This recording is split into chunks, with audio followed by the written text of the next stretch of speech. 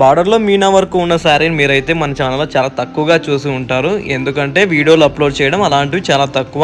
దాంట్లో ఇప్పుడు చూపిస్తున్న చీర అయితే కానీ మనకి బార్డర్లో మీనా వర్క్ ఉన్న చీర. ఒక్కసారి బార్డర్ వైపు లుక్ వేయండి ఎలా ఉంటుందో. మనకి silver zari, gold zari, middle అంతా డైమండ్ డిజైన్తో మనకి పళ్ళు రిచ్గా వచ్చి ఇది చూడండి ఎంత లుక్ యూనిక్గా ఉందో. బార్డర్ అయితే ఎంత బాగా కనపడుతుంది అంటే అంత బాగా కనపడుతుంది. గోల్డ్ కదా మెరిసినట్లు మెరుస్తూ ఉందన్నమాట.